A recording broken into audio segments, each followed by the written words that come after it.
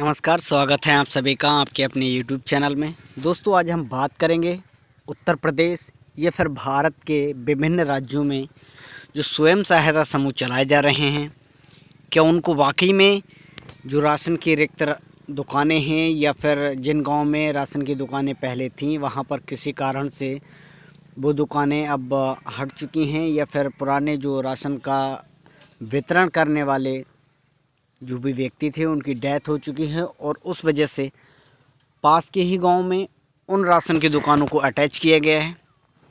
तो वहां पर जो रिक्त राशन की दुकानें हैं उनको क्या आप भरने के लिए स्वयं सहायता समूह को मिलने जा रही हैं ये राशन की दुकानें, इस पर विस्तार से हम चर्चा करेंगे, जिसके लिए एक नया आदेश भी उत्तर प्रदेश सरकार का और साथ ही साथ सभी राज्यों के लिए ये अब अलाउ कर दिया गया है कि स्वयं सहायता समूहों को ही ये जो रिक्त राशन की दुकानें हैं वो मिलने वाली हैं। विस्तार से इस बारे में हम आपको बताने वाले हैं इस वीडियो में, तो वीडियो को अंत तक ज़रूर देखिए। और अगर आप हमारे चैनल पर नए हैं तो हमारे चैनल को सब्सक्राइब कर लीजिए, क्योंकि हम आपके लिए योजनाओं से जुड़ी और तमाम टेक्निकल साथ ही ऑनलाइन प्रक्रियाओं से जुड़ी जानकारी लगातार आप तक लाते रहते हैं। तो हमारे चैनल को सब्सक्राइब कर लीजिए।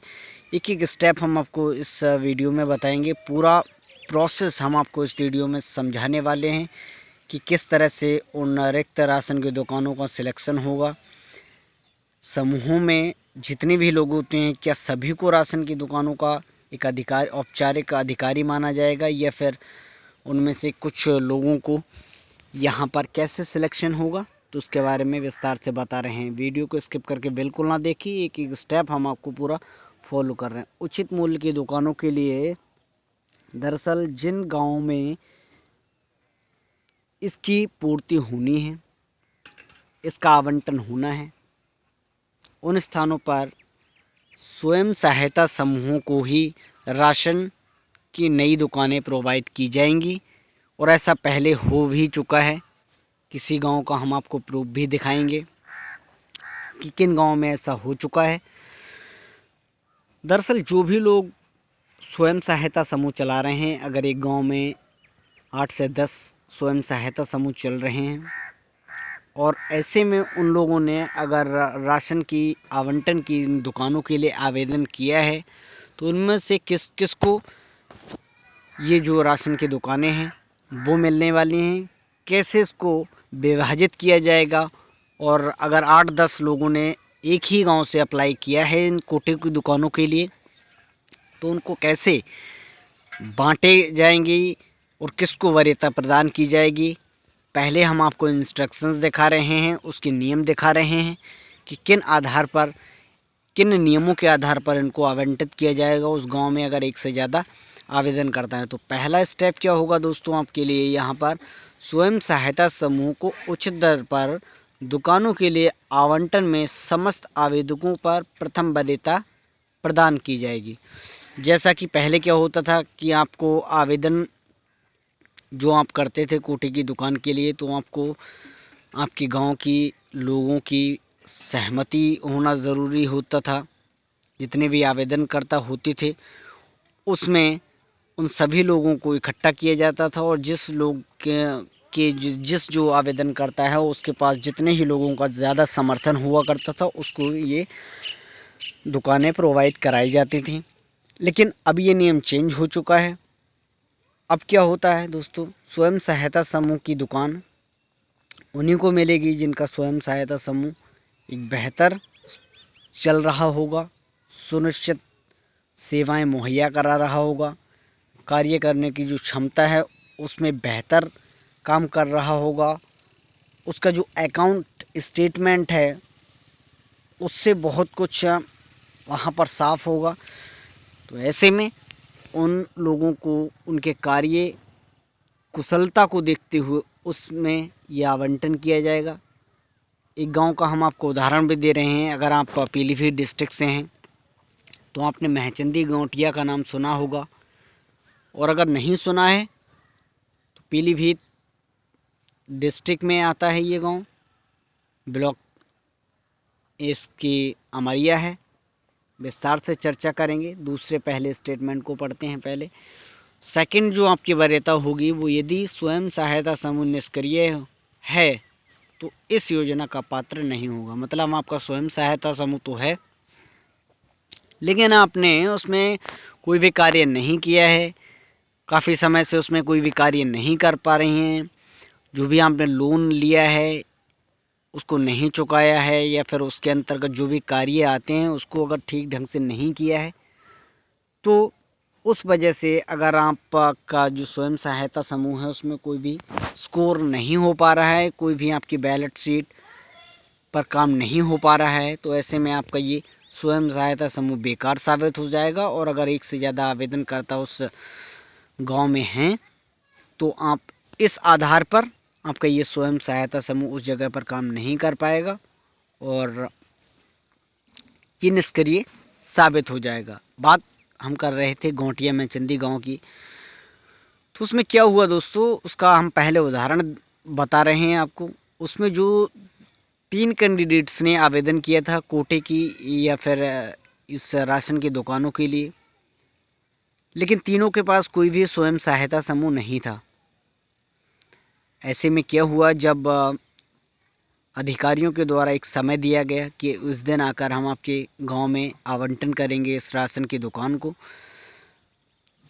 तो उन्होंने आकर एक डेट फिक्स की। उस डेट पर जब वो आए तो उन्होंने यहाँ पर आकर देखा सबसे पहले स्वयं सहायता समूह गांव में कितने थे, तो उनको कई स्वयं सहायता समूह तो मिले लेकिन जो कार्य करने की क्षमता थी, जो कार्य कर रहे थे, उसमें से एक स्वयं सहायता समूह मिला। और उन लोगों ने उस स्वयं सहायता समूह उन्होंने क्या किया था, इलेक्शन के तौर पर, यानी जिन लोगों के फेवर में जितने समर्थन होंगे उतन उनको आवंटन हो जाएगा इस राशन की दुकान का, तो ऐसा नहीं किया गया। तो तीनों जो आवेदनकर्ता थे उन्होंने अपने अपने पक्ष में, अपने अपने समर्थन में लोगों को इकट्ठा किया हुआ था। कोविड का समय चल रहा था जो कि अलाउ भी नहीं था उस समय भीड़ को इकट्ठा करना। तो अधिकारियों ने कहा कि आपके गांव में स्वयं सहायता समूह कितने हैं, तो स्वयं सहायता समूह के रिकॉर्ड्स को चेक किया गया, उनकी बैलेट शीट को चेक किया गया, स्टेटमेंट को चेक किया गया। तो जिस व्यक्ति ने आवेदन नहीं किया था उस दुकान के लिए, उसका स्वयं सहायता समूह अच्छे से काम कर रहा था, उसको उन्होंने आवंटन कर दिया उस दुकान को, और वो दुकान इस समय कार्यरत है। तो ये उदाहरण हम आपको मैचंदी गोंटिया का बता रहे हैं। अगर आपको विश्वास ना हो तो उस गोंटिया जाकर आप इसके बारे में जानकारी जुटा सकते हैं। चलिए बात करते हैं तीसरे स्टेप की। एक से अधिक स्वयं सहायता समूह के आवेदन करने पर उस समूह सहायता को वरीयता प्रदान की जाएगी जिस समूह के सदस्यों की संख्या अधिक है। अब इसमें जो तीसरा स्टेटमेंट दिया गया है वो किस आधार पर है, तो वो हम आपको बता दे रहे हैं। तो स्वयं सहायता समूह में मिनिमम 10 जो लोग हैं वो महिलाएं जो हैं होना ज़रूरी है। अब ऐसे में किसी ने 10-15 महिलाओं को इकट्ठा कर रखा है, किसी ने 20 महिलाओं को स्वयं सहायता समूह में इकट्ठा कर रखा है, आवेदन उसमें किया हुआ है और कार्यरत हैं। तो ऐसे में सबसे पहले वरीयता उस स्वयं सहायता समूह को दी जाएगी जिसमें अधिक से अधिक लोगों की संख्या होगी। तो ये बात यहाँ पर क्लियर हो गई होगी, यानी एक से अधिक अगर स्वयं सहायता समूह आपके गांव में है तो पहले उसको वरीयता दी जाएगी जिसमें ज़्यादा सदस्य होंगे। चलिए स्टेटमेंट नंबर 4 की ओर चलते हैं। आवेदक स्वयं सहायता समूह में क्रियाशील सदस्यों की संख्या बराबर होने की स्थिति में आवेदक स्वयं सहायता समूह अधिक आर्थिक लाभ की स्थिति में होगा और उसे आवंटन में बढ़ता प्रदान की जाएगी। इसका मतलब ये है कि अगर आपके गांव में जो भी लोगों ने आवेदन किया है कोटे की राशन की दुकान के लिए, अगर उसके समूह में भी 10 लोग हैं, आपके समूह में भी 10 लोग हैं और आपके गांव में और समूह हैं उसमें भी 10 लोग हैं, अब ऐसे में अधिकारियों के पास चुनौती होगी कि किसको यहाँ पर सिलेक्ट किया जाए, क्योंकि समूहों में जो सदस्यों की संख्या है वो बराबर है। उनके पास चुनौती होगी कि आपको अब इसमें कैसे चुना जाए, किसको दी जाए। ट्रैक रिकॉर्ड भी ठीक हैं दोनों के। इसके अलावा बैलेट सीट, अकाउंट सीट, वो भी आप अच्छे से उसमें काम कर रहे हैं, लोन ले रहे हैं, उसको चुका रहे हैं, और बचत भी अच्छी है। काम को मतलब कहने का तात्पर्य ये है कि दोनों के अगर स्वयं सहायता समूह में एक अच्छा बैलेंस है, सभी दोनों ही समूह एक अच्छा काम कर रहे हैं, तो ऐसे में अधिकारियों के पास ये चुनौती होगी कि उसकी ट्रैक रिकॉर्ड के आधार पर ही आप उसको आवंटन कर देंगे दोस्तों ये दुकानें। अब बात करेंगे स्टेटमेंट नंबर 4 की। स्वयं सहायता समूह के सदस्यों की संख्या के 50% से अधिक सदस्य जिस वर्ग में के रहेंगे, उस वर्ग की आरक्षण की स्थिति उसी गणना के अनुसार की जाएगी। अब हर समूह में 3 जो मेन व्यक्ति होते हैं, अध्यक्ष होता है, कोषाध्यक्ष होता है, सचिव होता है। अब कहने का तात्पर्य यहाँ पर यह है, समझने का तात्पर्य ये है कि अगर आप किसी स्वयं सहायता समूह के अध्यक्ष हैं, सचिव हैं या कोषाध्यक्ष हैं, तो आपको कार्य कर उस समूह को चलाने की जो जिम्मेदारी है वो तो मिली हुई है, लेकिन अगर आप अपनी मनमानी कर रहे हैं और बचे हुए जो भी सदस्य हैं, अगर वो एक तरफ हो गए और आप 3 लोग एक तरफ हो गए, तो उन सदस्यों को भी यहाँ पर अपनी बात कहने का अधिकार होगा कि वो किसके साथ हैं। अब ऐसे में जिन लोगों के समर्थन में अधिक से अधिक जो सदस्य हो जाएंगे, उसी को ही आरक्षण के तौर पर कोटे का ये आवंटन कर दिया जाएगा। तो कहने का मतलब ये है कि अध्यक्ष, कोषाध्यक्ष या सचिव अपनी मनमानी नहीं कर सकेंगे। स्वयं सहायता समूह में जितने भी सदस्य हैं, उनकी सहमति जिस कैंडिडेट्स को अधिक होगी, उसको ये राशन की दुकान आवंटित कर दी जाएगी। तो यहाँ तक क्लियर हो गया होगा आपको, और कोई भी डाउट नहीं होंगे। जो भी डाउट हो आप हमें कमेंट के माध्यम से पूछ सकते हैं, हम आपको पूरी जानकारी इस बारे में प्रोवाइड ज़रूर कराएंगे।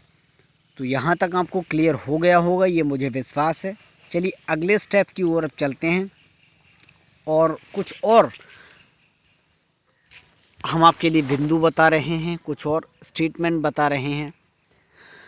तो जो नेक्स्ट स्टेप है, उचित दर दुकान का संचालन करने हेतु सदस्यों का नामांकन स्वयं सहायता समूह द्वारा किया जाएगा।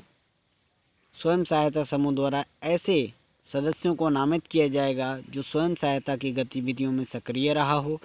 उचित दर दुकान से होने वाली आय स्वयं सहायता समूह के नाम से संचालित बैंक खाते में जमा की जाएगी तथा इसे समस्त सदस्यों को समान रूप से उपलब्ध कराया जाएगा। अगर इसमें क्या होता है कि जो कोई भी स्वयं सहायता समूह है, उसमें कार्य करने की जो जिम्मेदारी होती है अध्यक्ष, कोषाध्यक्ष और सचिव के कंधों पर होती है। वही 3 लोग ज़्यादा से ज़्यादा काम करते हैं। अब उसमें किसी एक के नाम से इसको नामित किया जाएगा, कोटे की दुकान को नामित किया जाएगा, यानी चिन्हित किया जाएगा और उसी को आवंटित किया जाएगा। जो भी इस दुकान से आय होगी या इनकम होगी, उस स्वयं सहायता समूह अकाउंट में जमा होगी और सभी के खाते में ये डिवाइड की जाएगी। ये भी प्रक्रिया है और ये चीज़ सही है, आप यहाँ पर कमेंट करके हमें बता सकते हैं। चलिए स्टेप नंबर 7 की ओर चलते हैं। उचित दर दुकान आवंटित होने के उपरांत दुकान के संचालन हेतु प्रशिक्षण की व्यवस्था जिलाधिकारी द्वारा, उपायुक्त द्वारा उत्तर प्रदेश के और राज्य ग्रामीण आजीविका मिशन जो SHG ग्रुप्स हैं तथा जिला पूर्ति अधिकारी के माध्यम से सुनिश्चित कराई दी जाएगी। अब आवंटन के बाद जिसको भी ये दुकान आवंटन की जाएगी या दी जाएगी, उसको कुछ प्रशिक्षण की भी ज़रूरत होगी। मशीन से चलाने की व्यवस्था से लेकर किस तरह काम करना है, उसके बारे में भी आपको जानकारी होना बहुत ज़रूरी है।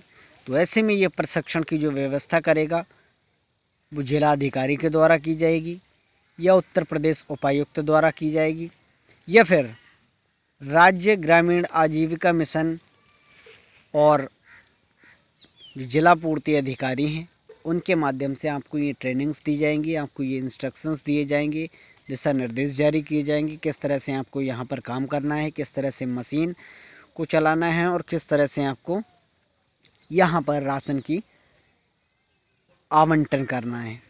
तो ये चीज़ यहाँ पर आपको क्लियर हो गई होगी। चलिए अगले स्टेप की चलते हैं।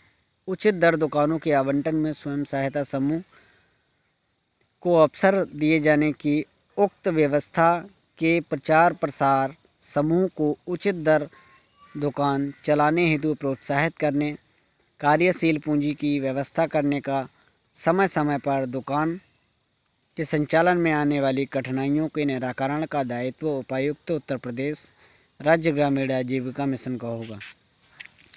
अगर आपको दुकान चलाने में कोई भी परेशानी हो रही है या फिर किन्हीं कठिनाइयों का सामना करना पड़ रहा है तो उसके निराकरण का जो दायित्व होगा वो उत्तर प्रदेश उपायुक्त यानी राज्य ग्रामीण आजीविका मिशन का होगा। और आपके गांव में जो भी उचित राशन की दुकान है, आप किस दिन उस राशन को आवंटन करेंगे यानी बांटेंगे, तो उसका प्रचार प्रसार भी पूरे गांव में होना बहुत ज़रूरी है। आपको सारी चीज़ें क्लियर करके गांव के सभी सदस्यों को, सभी जो राशन कार्ड धारक हैं उनको सारी चीज़ें क्लियर होनी चाहिए आपके बारे में, राशन के बारे में, और सारी चीज़ें क्लियर होना आवश्यक भी है क्योंकि ये हर व्यक्ति का अधिकार है। तो आपको इसके प्रसार के लिए भी कार्य करना होगा और राशन को बेहतर ढंग से आवंटन करना होगा। चलिए बात करेंगे लास्ट स्टेटमेंट की जो शर्त है, जो कंडीशंस है उसके बारे में। उचित दर दुकानों के लिए आवंटन हेतु निर्धारित अनिवार्य शर्त आवेदक स्वयं सहायता समूह द्वारा भी पूर्ण की जाएगी। तो मतलब साफ है कि जिस किसी को ये आवंटन की दुकान मिलेगी उसको स्वयं सहायता समूह के द्वारा जो पूरी शर्तें हैं उसको मानना अनिवार्य होगा। उन शर्तों के आधार पर काम करना बेहद ज़रूरी होगा और ये अनिवार्य भी है। तो ये जो सारी कंडीशंस हैं इसके तहत अगर आप काम करते हैं तो ही आपको राशन की दुकान आवंटन की जाएगी। और ये उन्हीं गाँव में अवेलेबल होगा जिन गाँव में अटैचमेंट कोटे चल रहे हैं। जैसे कि एक गांव का और उदाहरण हम आपको देते हैं, तुरकपुर उर्फ बड़बार में इस समय जो पुराना कोटेदार है उसकी डेथ हो चुकी है। अब अटैचमेंट के आधार पर पास के ही गांव में यानी सूरजपुर में एक जो कोटे की दुकान है उससे अटैचमेंट किया गया है उस बड़बार गांव के लोगों का।